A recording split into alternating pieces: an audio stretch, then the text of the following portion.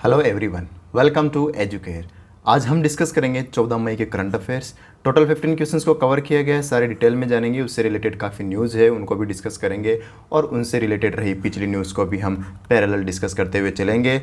और अगर आपने अभी तक इस चैनल को सब्सक्राइब नहीं किया है तो आप इसे सब्सक्राइब कर दीजिए। बिना किसी देरी के बढ़ते हैं आज के पहले क्वेश्चन की तरफ। First question, RailTel launched the PM वानी स्कीम। पीएम वानी scheme based access to it's public Wi-Fi services across 100 railway stations in India. What is A in PM वानी? PM वानी स्कीम किसने लॉन्च की है? PM वानी स्कीम लॉन्च की है रेलटेल ने। और रेलटेल किस मिनिस्ट्री के अंतर्गत आता है? रेलवे मिनिस्ट्री के अंदर। अच्छा, और इसने क्या लॉन्च किया है? PM वानी, जो कि एक वाईफाई फैसिलिटी है जिसे 100 रेलवे स्टेशन पर लॉन्च किया। आपको बताना है PM वानी में ए का क्या मतलब है। PM वानी इसका फुल फॉर्म होती है prime minister wifi access network interface. Prime minister wifi access network interface, इसका मतलब ए का मतलब हुआ एक्सेस। और ये स्कीम किसने लॉन्च की है?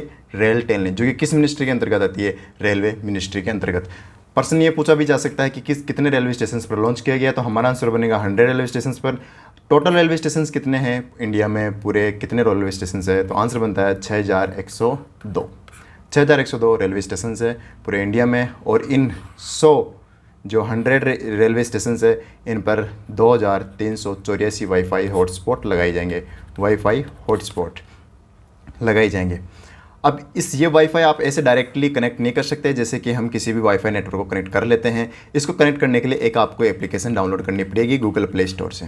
आपको बताना है उस एप्लीकेशन का नाम क्या है। उस एप्लीकेशन का नाम है वाई डॉट। इस एप्लीकेशन का नाम है। इसी एप्लीकेशन से आप वाईफाई कनेक्ट कर पाएंगे। इस एप्लीकेशन को बनाया किसने? तो आंसर बनता है सी डॉट ने ये एप्लीकेशन बनाई है। और कुछ नहीं, कल ही हमने पढ़ा था कि रेलटेल ने और रेलवे मिनिस्ट्री ने किसके साथ पार्टनरशिप की थी? सी डॉट के साथ पार्टनरशिप की थी टेलीकम्युनिकेशन के लिए इसके लिए पार्टनरशिप की थी। और इसका रिजल्ट आपको दिख रहा है कि सी डॉट ने एप्लीकेशन रेडी की है वाई डॉट। और वाई डॉट जो वाईफाई कनेक्ट करने का काम करेगा। C dot centre for development of telematics, ये इसकी फुल फॉर्म बनती है। एक पर्सन आपसे मैं पूछना चाहूँगा जो आउट ऑफ क्वेश्चन है, लेकिन रिलेटेड क्वेश्चन से ही है कि वाईफाई की फुल फॉर्म क्या है। वाईफाई की फुल फॉर्म है वायरलेस फेडिलिटी इसकी फुल फॉर्म बनती है। रिसेंटली रेलवे मिनिस्टर ने ऑपरेशन सतर्क भी लॉन्च किया था, जो कि रेलवे प्रोटेक्शन पुलिस फोर्स ने लॉन्च किया था। तो ये भी आप पैरेलल ध्यान रखते हुए चलिए अगले प्रश्न की तरफ। India's first organic waste powered EV charging station powered by which organic waste was inaugurated in which of the following city. प्रश्न है कि ईवी चार्जिंग स्टेशन लॉन्च किया गया, लेकिन इसकी खास बात यह है कि ये ऑर्गेनिक वेस्ट से तैयार करता है एनर्जी। किससे तैयार करता है? ऑर्गेनिक वेस्ट से ये रेडी करता है एनर्जी। तो ये इससे कहाँ लॉन्च किया गया? हमारा आंसर बनता है मुंबई, महाराष्ट्र कैपिटल मुंबई।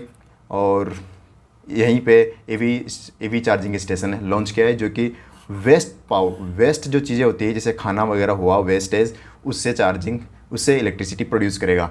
और ये जो वेस्टेज है, ये जैसे कि होटल्स हुआ, बड़े बड़े ऑफिसेज हुए, वहाँ से ये वेस्टेज कलेक्ट किया जाएगा और यहाँ चार्जिंग स्टेशन पर लाया जाएगा और यहीं से इलेक्ट्रिसिटी प्रोड्यूस की जाएगी। और इस इलेक्ट्रिसिटी का क्या यूज़ होगा? जो इलेक्ट्रिक कार वगैरह आ रही, इलेक्ट्रिक बाइक्स आ रही, तो ईवी चार्जिंग के लिए इसे यूज़ लिया जाएगा। प्लस स्ट्रीट्स लाइट्स में भी इस एनर्जी का प्रयोग किया जाएगा। तो हमारा आंसर बनता है मुंबई। अगला प्रश्न, MSME ministry recently launched the second phase of MSME RuPay credit card with NPCI national payment corporation of India and other 4 banks. NPCI और 4 बैंक्स के साथ मिलकर एमएसएमई ने क्या लॉन्च किया है? रुपे क्रेडिट कार्ड, जो कि सेकंड फेज है एमएसएमई का। और which of the following not among the bank which are part of the second phase. और इस सेकंड फेज में जो 4 बैंक लाए गए हैं, जो 4 बैंकों को जोड़ा गया है, उन 4 बैंक में से 4 बैंक इस लिस्ट में, लेकिन आपको ये बताना है कि वो कौन सा बैंक है जो इन चारों में से नहीं है। तो हमारा आंसर बनता है State Bank of India. SBI इन चारों बैंकों में नहीं है। तो फिर कौन कौन से बैंक है? बैंक ऑफ बड़ौदा, जो कि पब्लिक सेक्टर बैंक है, Kotak Mahindra private sector bank है, और एसबीएम, जो कि इसकी फुल फॉर्म होती है स्टेट बैंक ऑफ मॉरिशस, यानी ये मॉरिशस का बैंक है। और एचडीएफसी बैंक, ये भी प्राइवेट सेक्टर बैंक है। Public sector bank, bank of Baroda, Kotak Mahindra bank, HDFC और एसबीएम बैंक, ये चार बैंक एमएसएमई की सेकंड फेज जो कि रुपए क्रेडिट कार्ड के अंदर इंक्लूड किए गए हैं। और ये कार्ड किसके साथ मिलकर लॉन्च किया गया है? एनपीसीआई की। रुपए जो कि एक कार्ड कंपनी है जो कि एनपीसीआई की ही अंदर, एनपीसीआई के अंदर ही काम करती है। अच्छा, ये स्कीम क्या है कि रुपए क्रेडिट कार्ड से क्या होगा? इससे क्या होगा, जो भी एमएसएमई है, एमएसएमई को बढ़ावा देने के लिए एमएसएमई ही मिनिस्ट्री काम करती है। और इसी के लिए ये रुपए क्रेडिट कार्ड लॉन्च किया गया ताकि एमएसएमई जो इंडस्ट्री है वह डिजिटल पेमेंट्स कर सके, यूज़ करे डिजिटल पेमेंट का। एमएसएमई मैक्सिमम, हालांकि बहुत कम एमएसएमई यूज़ करती है डिजिटल पेमेंट्स को, तो इसको डिजिटल पेमेंट को बढ़ावा देने के लिए, साथ ही इंटरेस्ट फ्री लोन देने के लिए इस क्रेडिट कार्ड से आसानी से इंटरेस्ट फ्री लोन लिया जा सकता है जो कि 50 दिन के लिए फ्री रहता है। और 50 दिन के बाद अगर आप यूज़ करते हैं उस मनी का तो आपको इंटरेस्ट पे करना पड़ेगा, जो भी एक नॉर्मल इंटरेस्ट रेट होती है वही होती है। तो जस्ट सिंपल डिजिटल पेमेंट को बढ़ावा देने के लिए एमएसएमई रुपए क्रेडिट कार्ड लॉन्च किया गया है, इतना आप याद रखिए। एमएसएमई मिनिस्टर कौन है? नारायण राणे। नारायण राणे कौन है? MSME minister. अगला प्रश्न, recently which ecommerce company has signed an MOU with North Eastern handicraft and handloom development corporation. North Eastern handicraft and handloom development corporation के साथ किस ई-कॉमर्स प्लेटफॉर्म ने MOU साइन किया है? To support traditional artisans and weavers of North Eastern India. North Eastern India की जो weavers है, जो आर्टिजन्स है, उनको सपोर्ट करने के लिए किस ई-कॉमर्स कंपनी ने NEHHDC के साथ MOU साइन किया है? तो हमारा आंसर बनता है इट्स इंक। इसने इसके साथ MOU साइन किया, किसके साथ? NEHHDC के साथ। इट्स इंक ये एक अमेरिका की कंपनी है और ये ई-कॉमर्स प्लेटफॉर्म है, यानी ये ऑनलाइन प्रोडक्ट सेल करने का काम करता है। ये ऑनलाइन प्रोडक्ट्स मेनली हैंडीक्राफ्ट्स और विंटेज प्रोडक्ट्स ये सेल करता है मेनली, ये e-commerce platform it's ink.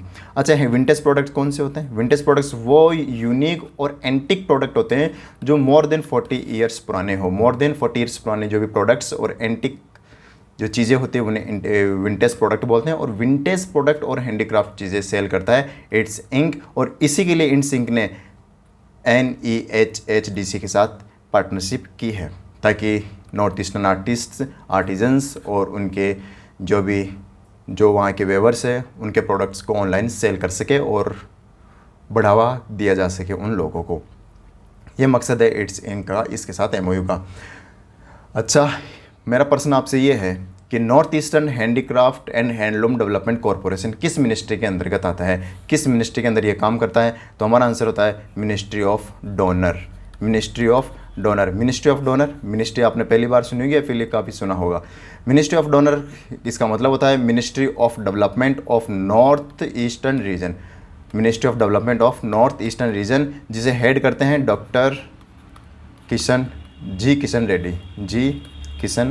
Reddy इसे हेड करते हैं। किशन रेड्डी क्या किशन रेड्डी के पास यही मिनिस्ट्री है, मिनिस्ट्री ऑफ डोनर, या और भी मिनिस्ट्रीज है? इनके पास 2 और मिनिस्ट्री है। मिनिस्ट्री ऑफ टूरिज्म किसके पास है? किशन रेड्डी के पास है। और एक मिनिस्ट्री और है, मिनिस्ट्री ऑफ कल्चर। कौन सी? मिनिस्ट्री ऑफ कल्चर भी किशन रेड्डी के द्वारा हेड की जाती है। तो किशन रेड्डी 3 मिनिस्ट्रीज हेड करते हैं, ministry of donor, ministry of development of North eastern region, ministry of tourism, ministry of culture, ये 3 हेड करते हैं। किशन रेड्डी की कॉन्स्टिट्यूंसी सिकंदराबाद, जो कि कहाँ पर है? सिकंदराबाद, तेलंगाना में। कहाँ पे है? तेलंगाना में सिकंदराबाद है, यहीं पे इनकी कॉन्स्टिट्यूंसी है। तो इतना आप याद रखिए। अगला प्रश्न है, which ministry recently organised national conference on PM MITRA park scheme. First of all PM MITRA park क्या है? ये किस मिनिस्ट्री ने लॉन्च किए? हमारा आंसर बनता है ministry of textile. Ministry of textile ने प्राइम मिनिस्टर मित्र पार्क स्कीम लॉन्च की है, यानी इसका नेशनल कॉन्फ्रेंस लॉन्च किया है, ऑर्गेनाइज किया है। PM Mitra, prime minister mega integrated textile region apparels, ये होती है PM Mitra scheme. Prime minister prime minister mega integrated textile region and apparel, ये इसकी फुल फॉर्म है। और ये स्कीम लॉन्च की थी पीएम मोदी के द्वारा। ये स्कीम लॉन्च इसलिए की गई थी ताकि जो भी टेक्सटाइल इंडस्ट्री है, जो टेक्सटाइल इंडस्ट्री है, इसको बढ़ावा देने के लिए इसे लॉन्च किया गया था, ताकि टेक्सटाइल इंडस्ट्री इंडिया में इस्टेब्लिश हो और बाहर इसका एक्सपोर्ट किया जाए टेक्सटाइल का। इसी के लिए पीएम मित्र स्कीम लॉन्च की गई थी। मेरा आपसे प्रश्न है कि पीएम मित्र पार्क, कितने पार्क इस्टेब्लिश करने के लिए पीएम मोदी ने कहा है? पीएम मोदी ने जो स्कीम जब लॉन्च की थी उस समय क्या कहा था कि कितने पार्क बनाए जाएंगे टेक्सटाइल से रिलेटेड पीएम मित्र में? तो आंसर बनता 7 park, 7 parks. 7 parks will be develop under this PM Mitra scheme. और अभी इनकी जगह फिक्स नहीं की गई, अभी ये पाइपलाइन में है ये स्कीम। तो 7 पार्क याद रखिए, 7 पार्क्स डेवलप किए जाएंगे और इस पीएम मित्र स्कीम के अंदर। और टेक्सटाइल मिनिस्ट्री जो कि पीएस गोयल द्वारा हेड की जाती है, पीयूष गोयल द्वारा। और इनके पास एक और मिनिस्ट्री है, ministry of commerce and industry. Ministry of commerce and industry भी इन्हीं के पास है। अगला प्रश्न, which organisation recently launched the AIM Prime Playbook? AIM Prime Playbook, which provides practical guidance to science-based tech enterprises. Practical guidance, video solution to science based tech enterprises. जो science based जितनी भी टेक एंटरप्राइजेज, जो भी enterprises है, उनको practical solution यानी video solution provide कराया जाएगा इस AIM प्राइम प्लेबुक के द्वारा। और आपको ये बताना है कि ये किस ऑर्गेनाइजेशन ने लॉन्च किया है। हमारा आंसर बनता है नीति आयोग ने। नीति आयोग के अंडर ही काम करती है अटल इनोवेशन मिशन। अटल इनोवेशन मिशन AIM, इसी ने इसे लॉन्च किया है, AIM प्राइम प्लेबुक। 2021 पिछले साल AIM प्राइम लॉन्च किया गया था, ओनली AIM प्राइम। और अब इसका एक्स्ट्रा नेक्स्ट वर्जन लॉन्च किया गया है AIM प्राइम प्लेबुक। प्लेबुक में क्या प्रोवाइड करवाया जाएगा? वीडियोज़ प्रोवाइड करवाए जाएंगे एंटरप्राइजेज़ को, ताकि जो साइंस बेस्ड एंटरप्राइजेज होती है, ताकि वह साइंस रिलेटेड टेक्नोलॉजीज़ को जान सके, साइंस रिलेटेड एक्सपेरिमेंट्स को जान सके। इन चीज़ों के लिए एक प्रैक्टिकल गाइडेंस दी जाएगी इस प्लेबुक के द्वारा। पीएम प्राइम की फुल फॉर्म क्या होती है? पीएम प्राइम की फुल फॉर्म काफ़ी इंपॉर्टेंट बनती है आपके एग्जाम पॉइंट ऑफ व्यू से। इसकी फुल फॉर्म होती है programme for research in innovation. Programme for research in innovations, market readiness, entrepreneurship. Market readiness, entrepreneurship, ये इसकी फुल फॉर्म होती है। ये आपके लिए इंपॉर्टेंट बनती है। Programme for researchers in innovation, market readiness and entrepreneurship, ये इसकी फुल फॉर्म बनती है, जो आपको याद रखने की ज़रूरत है। पीएम प्राइम इसे 2021 में तो लॉन्च किया तो गया था, लेकिन लॉन्च किसने किया था? AIM ने Bill and Gates Melinda foundation के साथ मिलकर इसे लॉन्च किया था। किसके साथ मिलकर लॉन्च किया था? ये क्वेश्चन बनता है कि AIM प्राइम को अटल इनोवेशन मिशन ने किसके साथ मिलकर इसे लॉन्च किया था? हमारा आंसर बनता है बिल एंड मेलिंडा फाउंडेशन के साथ मिलकर, Bill and Gates Melinda foundation के साथ मिलकर। अगला प्रश्न है, which country has become the first Asian country to join NATO cyber crime defence group? तो आपको बताना है कि वह कौन सी कंट्री है जो कि एशिया की है और इसने पहली बार तो नहीं कि पहली कंट्री बन गई है नेटो साइबर डिफेंस ग्रुप को ज्वाइन करने वाली। हमारा आंसर बनता है साउथ कोरिया। साउथ कोरिया पहली एशियन कंट्री बन चुकी है जो नाटो के साइबर डिफेंस ग्रुप को ज्वाइन करने वाली है। हालांकि ऐसा इंसिडेंट पहली बार नहीं हो रहा है कि नॉर्थ कोरिया इस ग्रुप से कनेक्शन बना रहा है। इसने पहले भी जो एक एक्सरसाइज हुई थी अभी कुछ ही दिनों पहले, जिसका नाम है लॉक्ड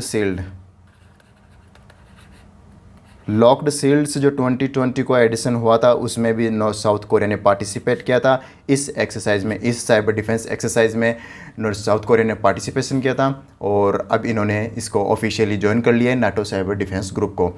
मेरा क्वेश्चन इस एक्सरसाइज से यह है कि इस एक्सरसाइज को जीता किसने था? लॉक्ड शील्ड 2022 को जिसे नाटो ने ऑर्गेनाइज करवाया था, इस एक्सरसाइज को जीता किसने था? हमारा आंसर बनता है फिनलैंड।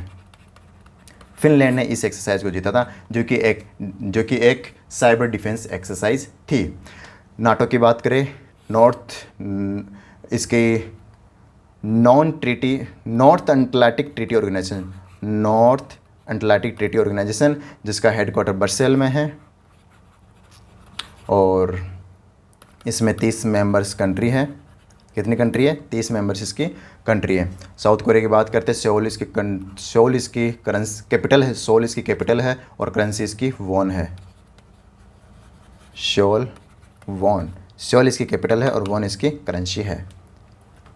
अगला प्रश्न, Which life insurance company recently launched the financial literacy campaign Inspire enabling an empowered future? Inspire, हर का मतलब ये वुमेंस के लिए है, इसे आप समझ सकते हैं कि ये वुमेन के लिए है। Inspire enabling an empowered future, तो ये लॉन्च किया गया है भारतीय एक्सा लाइफ इंश्योरेंस के द्वारा। किसके द्वारा? भारतीय एक्सा लाइफ इंश्योरेंस के द्वारा, जो कि एक जॉइंट वेंचर है भारतीय एंटरप्राइजेस का और एक्सा लाइफ इंश्योरेंस का। तो इंस्पायर, इसका मकसद है कि वुमेंस को एम्पावर करना, किसके रिगार्डिंग? फ्यूचर डिजिटल के अंदर फाइनेंशियल लिटरेसी का। इसका मकसद है फाइनेंशियल लिटरेट बनाना, फाइनेंशियल लिटरेसी। तो फीमेल्स को, वुमेंस को फाइनेंशियल लिटरेसी का नॉलेज प्रोवाइड करना, उन्हें अवेयर करना फाइनेंशियल लिटरेसी के मामले में।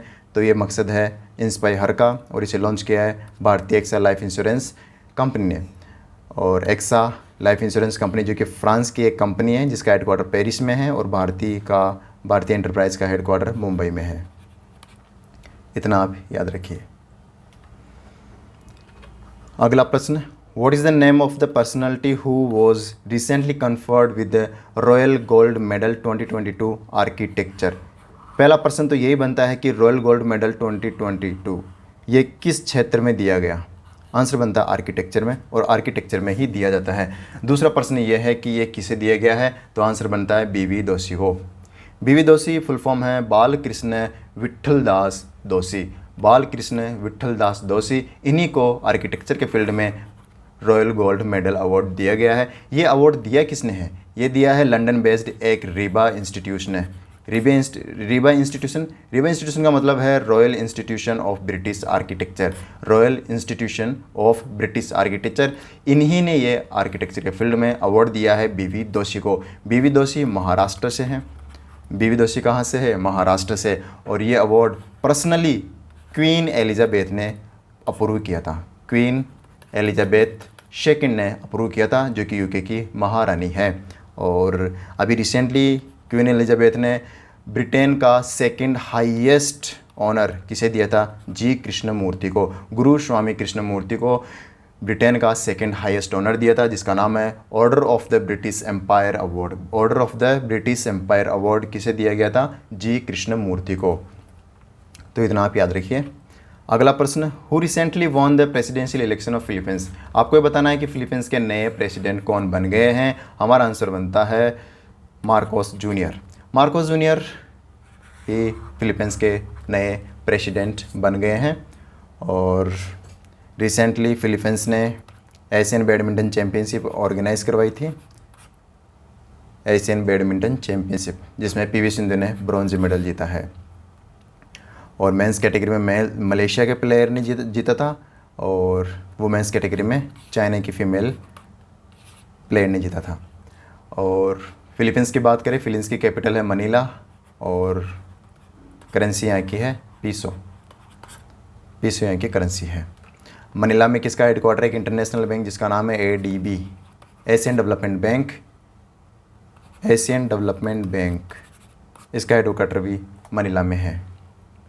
अगला प्रश्न, national technology day was observe across the India on which of the following day?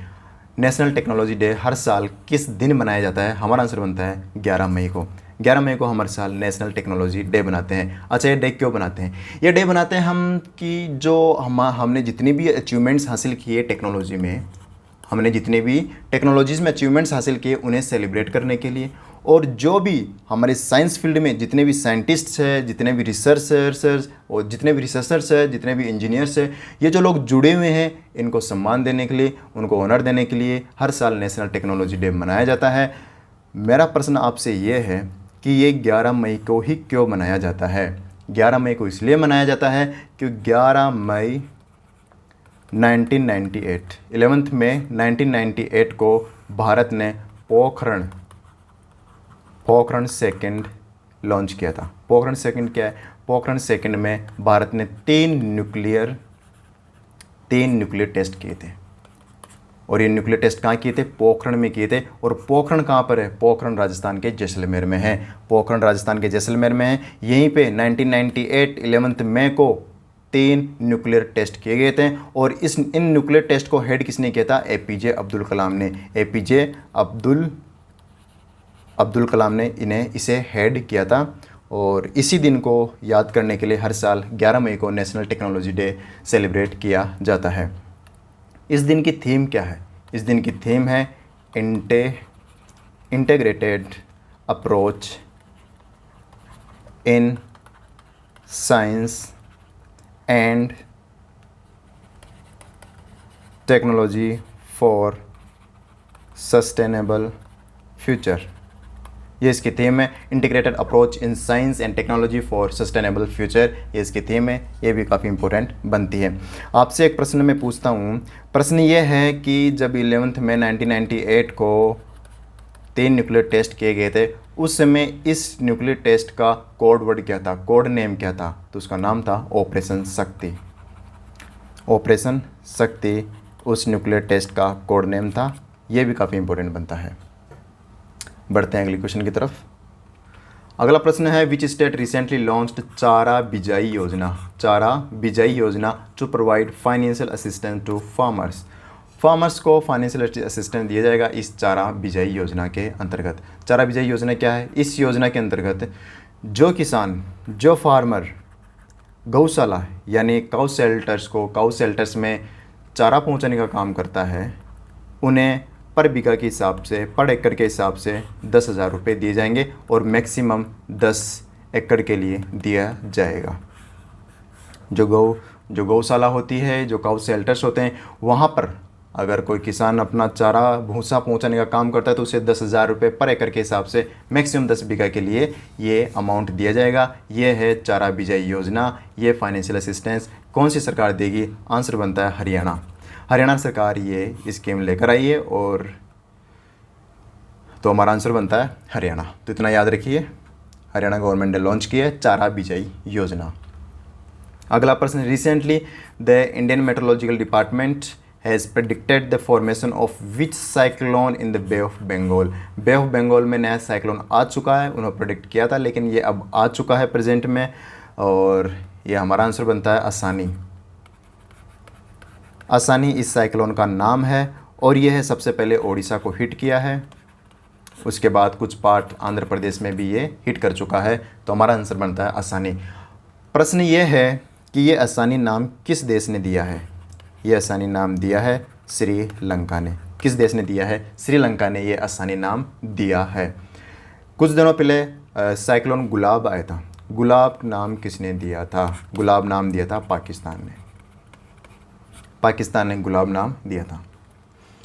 अगला प्रश्न, on which date the birth anniversary of India's first Nobel awardee winner Rabindranath Tagore recently observe.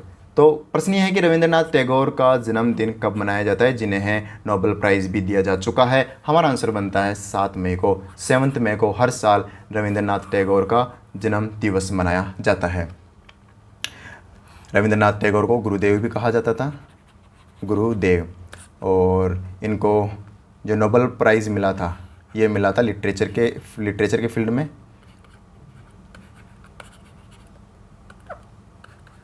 Literature में। और कब मिला था? 1913 को इन्हें रविंद्रनाथ टैगोर को लिटरेचर में नोबेल प्राइज़ मिला था। और रविंद्रनाथ टैगोर की बात करें तो ये वही कैंडिडेट है, ये वही गुरुदेव है जिन्होंने जन गण मन यानी नेशनल एंथम दिया था। जन गण मन, ये नेशनल एंथम, राष्ट्रगीत भी किसने गाया था, किसने दिया था? रविंद्रनाथ टैगोर ने दिया था। और महात्मा गांधी का जो महात्मा उपाधि है, ये भी रविंद्रनाथ टैगोर जी ने ही दिया गया था। रविंद्रनाथ टैगोर के द्वारा ही दिया गया था। तो ये भी याद रखिए आप। एक इम्पोर्टेंट चीज़ कि रविंद्रनाथ टैगोर ने एक यूनिवर्सिटी स्थापित की थी। उस यूनिवर्सिटी का क्या नाम है? उस यूनिवर्सिटी का नाम है विश्व भारती यूनिवर्सिटी। और ये है वेस्ट बंगाल में है। कहाँ पर है? वेस्ट बंगाल में है विश्व भारती यूनिवर्सिटी। और स्थापित किसके द्वारा की गई थी? रविंद्रनाथ टैगोर के द्वारा स्थापित की गई थी। अगला प्रश्न है, which ministry inaugurated the enterprises India कुछ 2-4 दिन पहले ही ये enterprises India, only enterprises India launch की गई थी। और अभी क्या लॉन्च किया गया है? एंटरप्राइजेज इंडिया नेशनल कोयर कॉन्क्लेव 2022 इन तमिलनाडु। प्रश्न है कि एंटरप्राइज इंडिया नेशनल कोयर कॉन्क्लेव 2020 इन तमिलनाडु किस मिनिस्ट्री ने ऑर्गेनाइज करवाया गया है? किस मिनिस्ट्री के द्वारा ऑर्गेनाइज करवाया गया है? आंसर बताएं, ministry of MSME, ministry of micro small and medium enterprises ने ये एंटरप्राइज लॉन्च किया था, ये नेशनल कॉन्फ्रेंस लॉन्च की थी।